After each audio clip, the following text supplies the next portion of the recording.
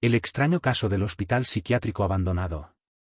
En una ciudad del norte de México, hay un lugar que pocos se atreven a visitar, incluso durante el día, el Hospital Psiquiátrico de la Castañeda, un edificio abandonado desde los años 70. En su momento, fue un referente en el tratamiento de enfermedades mentales, pero también se convirtió en el escenario de prácticas poco éticas y oscuras. Muchos pacientes desaparecieron sin dejar rastro, y se rumorea que los experimentos realizados en sus instalaciones iban más allá de la ciencia con.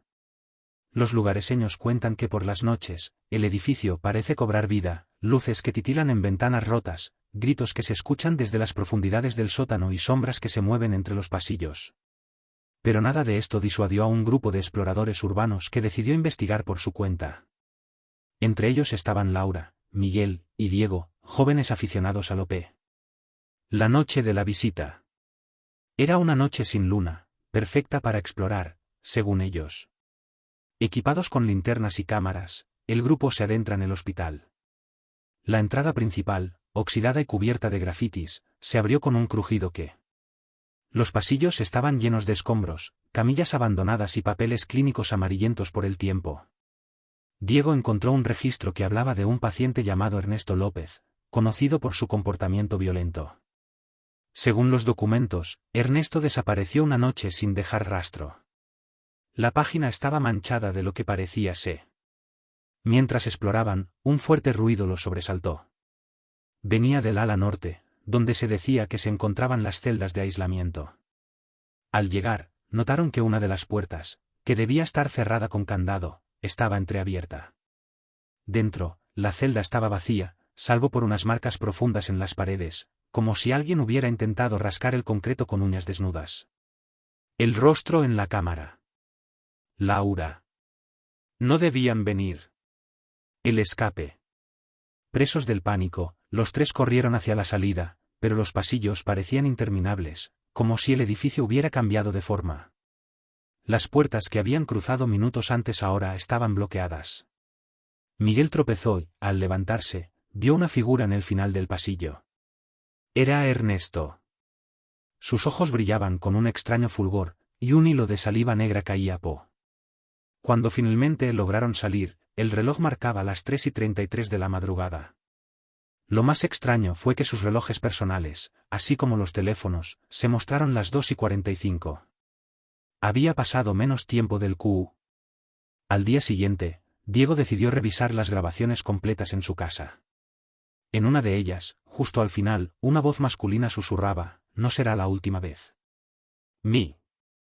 Desde entonces, nadie se atreve a regresar al Hospital de la Castañeda. La obsesión de Laura. Después de la desaparición de Diego, Laura y Miguel se sumieron en un profundo silencio.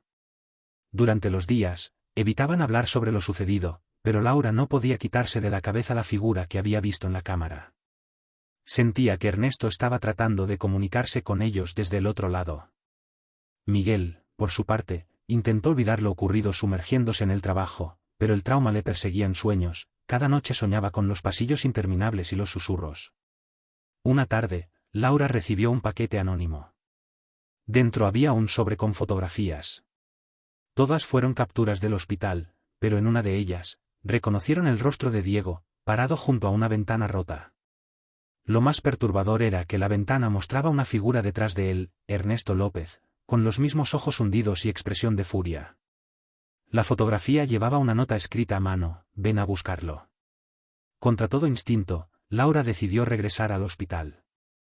No lo compartió con Miguel porque sabía que él nunca lo aprobaría. Armada con una linterna más potente y un crucifijo que le había dado su abuela, volvió al lugar una no. El regreso al hospital. Al llegar, notó algo extraño: la puerta principal, que antes estaba oxidada y difícil de abrir, se encontraba entreabierta, como si la estuvieran esperando. Laura sintió que la temperatura bajaba aún más al cruzar el umbral. Todo parecía igual, pero había un olor penetrante a humedad ya. Siguió el recorrido que había hecho con sus amigos, pero esta vez parecía que el hospital tenía vida propia. Escuchaba risas distorsionadas y pasos que resonaban a su alrededor. Al llegar al ala norte, encontró una nueva inscripción en la pared, escrita con lo que parecía ser ceniza: «Diego está aquí». El sótano. La puerta. De repente, las velas se apagaron y una voz profunda resonó en la sala: «Tú también te quedarás aquí». Laura sintió. La figura de Ernesto apareció frente a ella, pero esta vez su rostro estaba descompuesto, con pedazos de carne colgando y ojos completamente negros. Gritó con furia y la sala comenzó a temblar. Una grieta se abrió en el suelo, tragándose la camilla y las velas. La huida. En un acto de desesperación, Laura logró liberarse y corrió hacia las escaleras, mientras el hospital entero parecía derrumbarse a su alrededor. Los gritos de Ernesto y Diego la perseguían, mezclándose en un eco aterrador.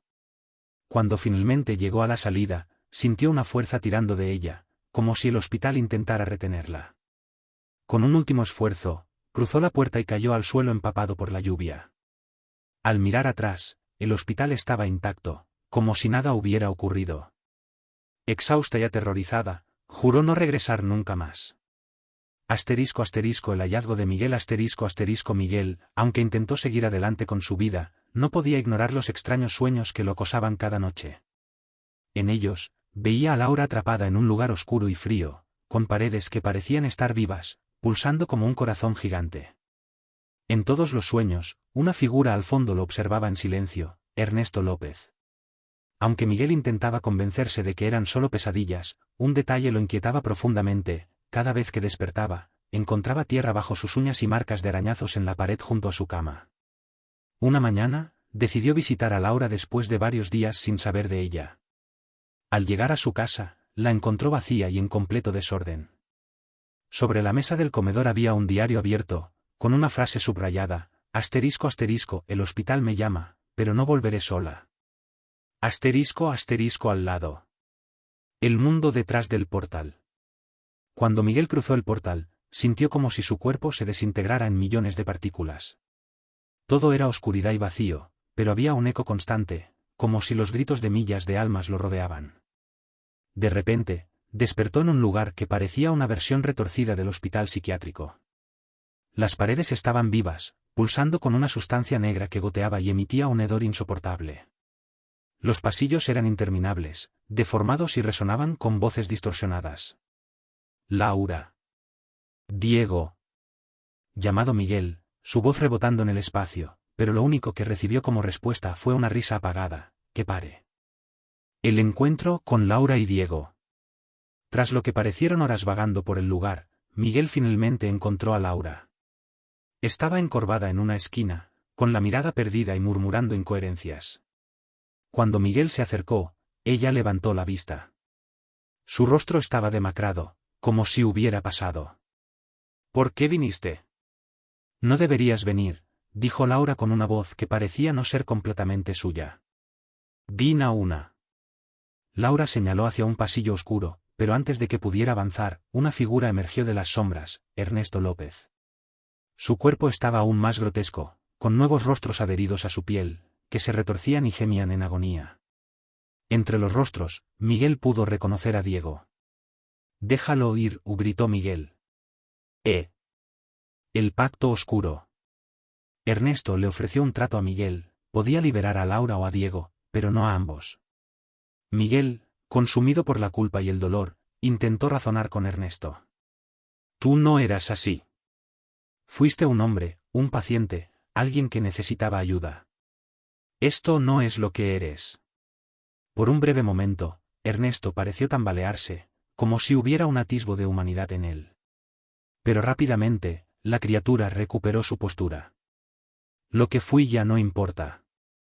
Aquí soy un dios, y...